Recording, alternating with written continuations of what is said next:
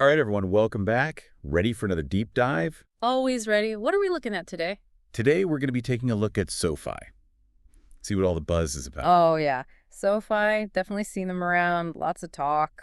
Yeah, so we've got a bunch of research here trying to get a clear picture. Is this a company worth investing in? What are the strengths, weaknesses, all that? Sounds good. And hey, even if you're not, like, ready to throw down some cash on stocks right Yeah. now, Of course.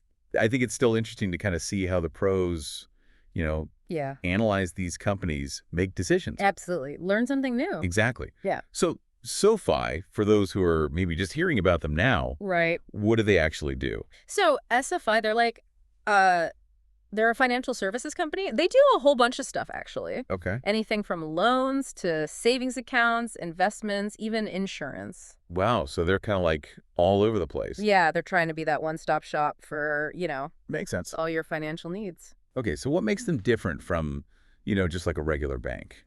That's where this whole fintech disruptor thing comes in. Fintech disruptor. I've heard that term thrown around, but what does that actually mean? So it basically means they're using technology to shake up the traditional financial industry. You know, those old school banks with all the fees, Right. the paperwork, the slow processes. Definitely. SoFi is trying to make everything faster, easier, cheaper, more accessible using, apps and online platforms. Okay. So kind of like bringing finance into the 21st century. Exactly. That's the whole idea. All right. So they're the cool kids on the block, but are they actually doing well? Well, from what I'm seeing, their growth projections are pretty impressive. They're expecting to increase their revenue to 3.06 billion in 2024. 3.06 billion. That's a huge jump from Right. from what they're doing now. And get this, they're projecting even more growth in 2025, Yeah. over 18%. Wow, 18%.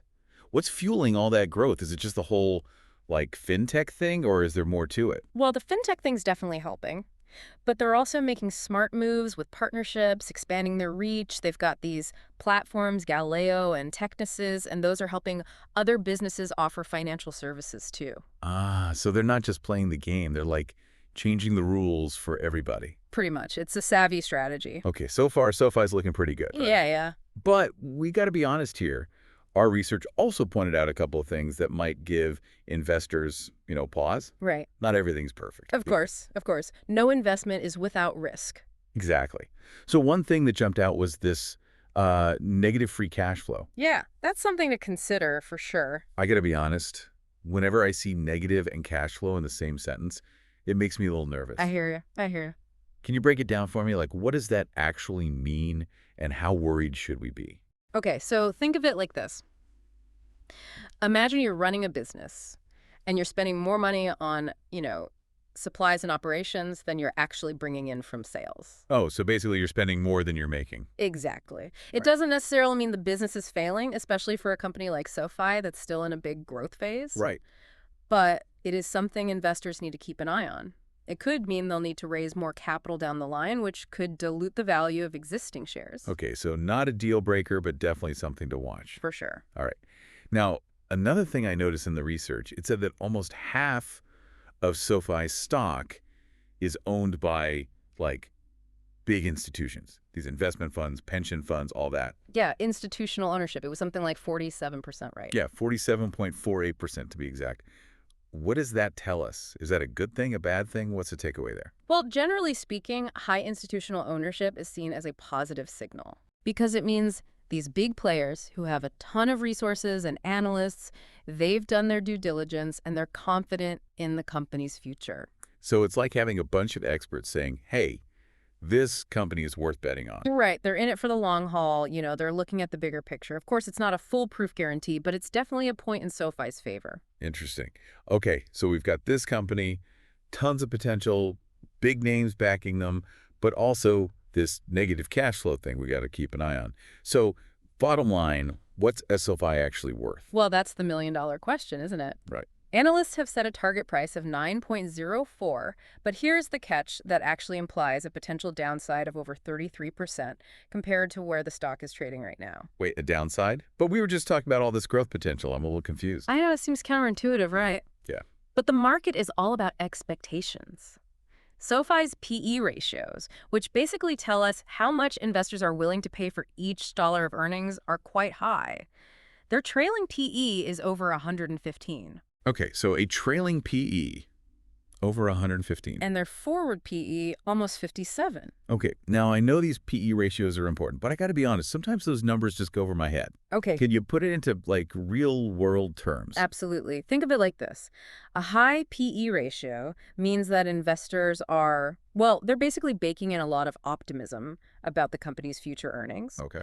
They're betting that SoFi is going to be super profitable down the line. So if SoFi doesn't meet those expectations, even if they're still growing, the stock price could actually go down. Exactly. It's all about meeting or exceeding those really high expectations that are already priced in. Okay, so there's definitely some risk there. Got it. And we also have to consider their price to sales and price to book ratios, which are 5.51 and 2.41 respectively. And those indicate that, well, it seems the market's valuing SoFi at a bit of a premium compared to its sales and assets. So everyone's pretty excited about SoFi's potential. But all this optimism, it's making me wonder, are they actually making money right now, or are they just, spending like crazy to fuel all this growth? What does their profitability look like? They are making money, which is a good sign, of course. Okay. But their profitability margins, they could be better. Their operating margin sits around 8.92%, and their net margin's about 8.52%. Remind me again, what do those margins actually tell us? Like, is 8% good or bad? Sure. Margins basically show us how much profit the company is squeezing out of every dollar of revenue. Got it. So an 8% margin, it's not terrible, especially for a company that's still growing rapidly, Right. but it's not stellar either. There's definitely room for improvement. Okay, and what about that ROE thing? Yes, return on equity, right. It's currently at 3.73%, which is a bit low. So how should we interpret that? Well, ROE basically tells us how effectively a company is using its investments to generate profit. A low ROE, it suggests they might not be using their resources as efficiently as they could be. There's potential for them to, generate higher returns. So it's like they're getting a passing grade, but they could definitely be studying harder. Something like that, yeah. All right, before we wrap up, I wanted to touch on a couple of recent news headlines we saw. One from Fool.com, another from Sec.gov. Anything we should be aware of? Anything significant? The Fool article is, it mentions a potential development that could be positive for SoFi, but I wouldn't read too much into it just yet. Okay. And the SEC filing, it's just a routine regulatory update, not really anything to be concerned about. Got it. It's always important to remember that a single news headline doesn't tell the whole story. Right. You always got to dig deeper, look at the bigger picture, consider the source. Good advice. Mm. So, bottom line here, SoFi, it's a dynamic company, lots of potential, but definitely some things for investors to think about before they jump in. Absolutely. Not a simple yes or no decision, which I guess makes it all the more interesting. That's the fun part, right? The challenge of figuring it all out. Exactly.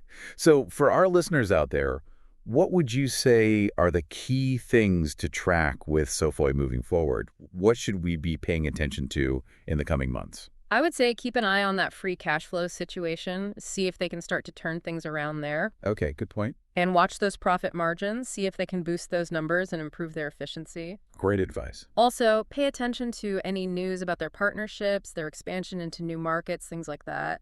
That'll give you a better sense of their long-term growth trajectory. Fantastic. So there you have it, folks, a deep dive into SoFi. There you go. Like we said, lots of potential, some things to watch out for, but ultimately the decision is yours. Do your research, dig into the numbers, and decide if SoFi is the right fit for your investment strategy. Couldn't have said it better myself. Thanks for joining us, and we'll catch you on the next deep dive. See ya.